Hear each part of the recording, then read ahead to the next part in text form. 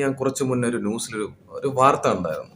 ഗായകൻ M G ശ്രീകുമാറിന്റെ വീട്ടിൽ നിന്ന് കൊച്ചി കായലിലേക്ക് മാലിന്യ പൊതിയെറിഞ്ഞു. ഗായകനിൽ നിന്ന് 25,000 രൂപ പിഴ ഈടാക്കി.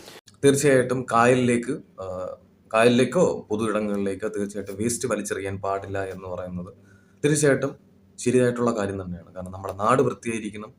അതാണ് ഏറ്റവും ഇമ്പോർട്ടൻ്റ് എന്ന് പറയുന്നത്. നമ്മുടെ നാടും പരിസരവും കായലും ഒക്കെ വൃത്തിയായിരിക്കേണ്ട നമ്മുടെ ആരോഗ്യത്തിനെയും ഈ പറയുന്ന ഒരുപാട് കാര്യത്തിനെ അല്ലേ നമ്മളെ ബാധിക്കുന്ന ഒരു കാര്യമാണ്. അത് വൃത്തിയായിരിക്കേണ്ടതെന്ന് വെച്ചാൽ നമ്മുടെയും കൂടി ഉത്തരവാദിത്തമാണ് തീർച്ചയായിട്ടും.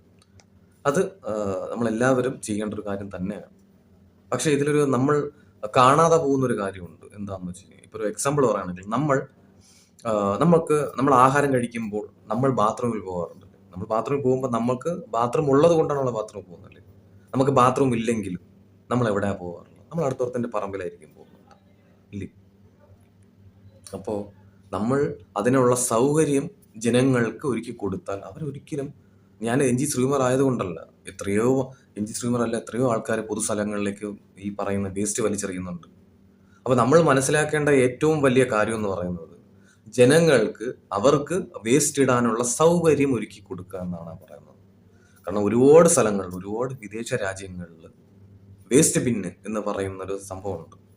എൻ്റെ വീടിൻ്റെ പരിസരത്ത് ഞാൻ അങ്ങനെ കണ്ടിട്ടില്ല. കാരണം ഒരു കല്യാണത്തിൻ്റെയോ അല്ലെങ്കിൽ വേറെ എന്തെങ്കിലും ഒരു വലിയൊരു പാർട്ടി വന്നു കഴിഞ്ഞാൽ ഈ വേസ്റ്റ് അവരെവിടെ കൊണ്ട് കളയുന്നതാണ് എൻ്റെ ചോദ്യം എന്ന് പറയുന്നത്.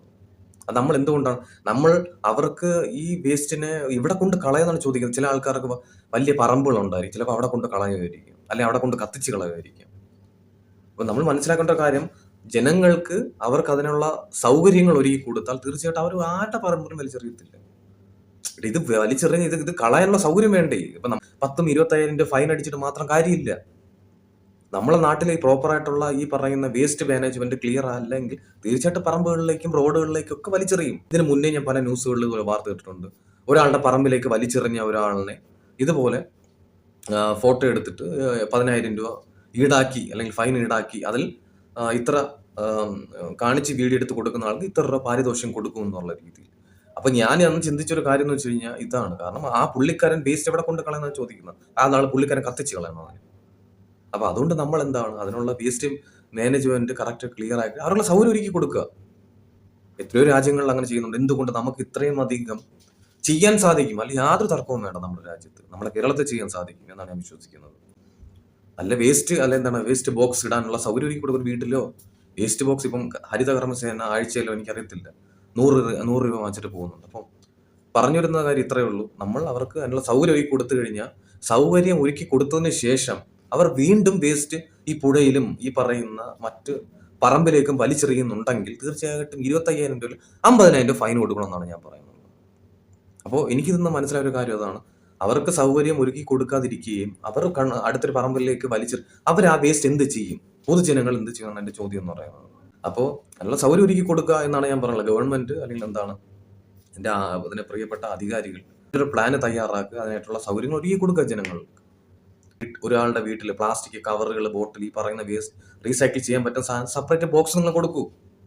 ഫുഡ് വേസ്റ്റ് ഇടുന്നതിന് സെപ്പറേറ്റ് ബോക്സ് നിങ്ങൾ കൊടുക്കൂ. ഒരുപാട് മലയാളികളിലെ ഒരുപാട് ആൾക്കാർ വിദേശ രാജ്യങ്ങൾ, ഗൾഫിലൊക്കെ വർക്ക് ചെയ്യുന്നുണ്ട്. അപ്പൊ അവരോട് ചോദിച്ചാൽ പറഞ്ഞു തരും അവിടുത്തെ സിസ്റ്റം എങ്ങനെയാണെന്ന്.